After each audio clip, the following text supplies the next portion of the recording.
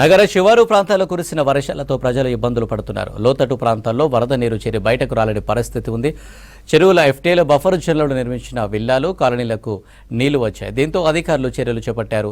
వరద ప్రవాహం ఉన్న బ్రిడ్జిలపై రాకపోకలు నిలిపివేశారు అధికారులు.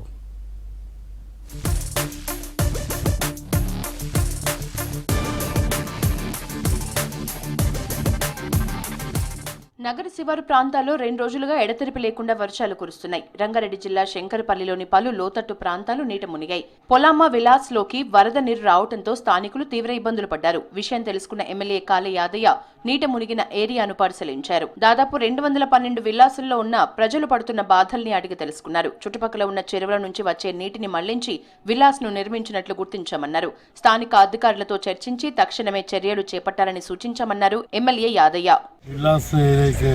బిల్డర్ ఉన్నారు, రాయచంద్ర వాళ్ళు కడుతున్నారు.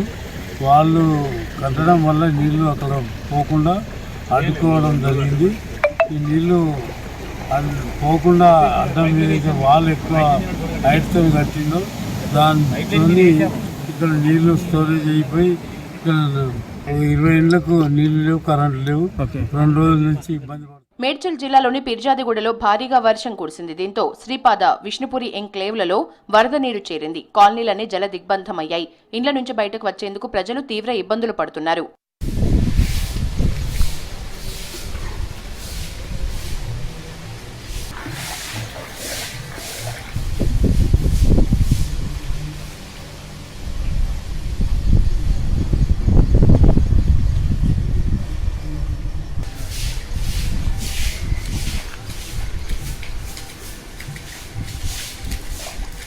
సంగారెడ్డి జిల్లాలో జోరుగా వర్షాలు కురిశాయి. పటాన్ చెరువు ఓఆర్ఆర్ సమీపంలో నక్కవాగు ఉధృతంగా ప్రవహిస్తోంది.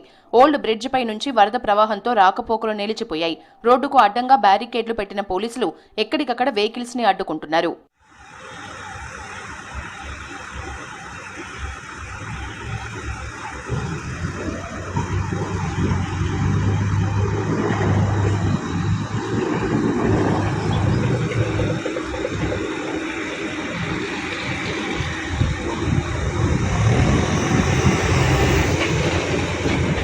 మేడ్చల్ జిల్లాలో 2 రోజులుగా కంటిన్యూగా వానలు పడుతున్నాయి. దీంతో నిజాంపేటలోని శ్రీనివాస్ నగర్, రెడ్డి ఎన్క్లేవ్ కాలనీలో భారీగా వరద నీరు చేరింది.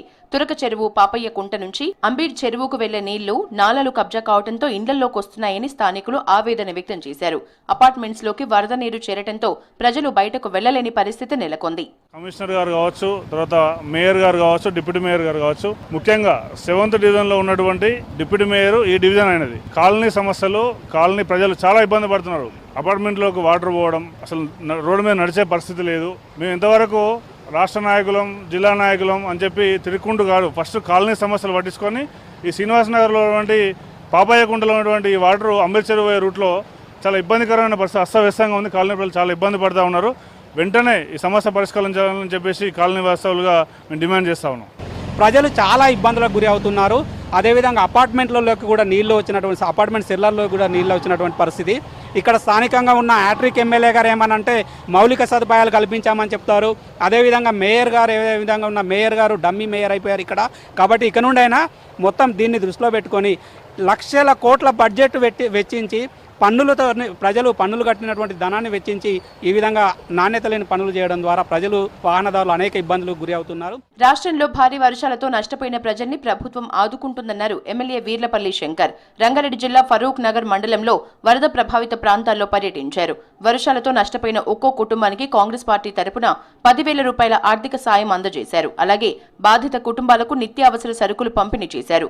భారీ వర్షాలు ఉన్నందున ప్రజలు అప్రమత్తంగా ఉండాలని సూచించారు. కాంగ్రెస్ కార్యకర్త వారికి ఒక వారం రోజుల సరిపడే నిత్యావసర సరుకులు, అదేవిధంగా 10,000 రూపాయలు కూడా తాత్కాలికంగా కాంగ్రెస్ పార్టీ తరఫున చేస్తూ ఉంది. ప్రభుత్వం కూడా అప్రమత్తం అయి ఉన్నది. తప్పకుండా వారికి పక్కా ఇండ్లు కట్టించి తీర్థం. ఈ మండలంలో ఇంకేం ఇబ్బందులు ఉన్నా ప్రభుత్వం కూడా అలర్ట్ అయి ఉంది కాబట్టి తప్పకుండా పేదలకు అండగా నిలబడే ప్రభుత్వం ఇది. నగర శివారు ప్రాంతాల్లో కురుస్తున్న వర్షాలకు లోతట్టు ప్రాంతాల్లో వరద నీరు చేరింది. జంట జలాశయాలు నిండుకుండలా మారాయి. వరద పెరిగితే కిందికి నీళ్లను వదులుతామని తెలిపారు అధికారులు. మూసి పరివాహక ప్రాంతాల ప్రజలు అప్రమత్తంగా ఉండాలని సూచించారు.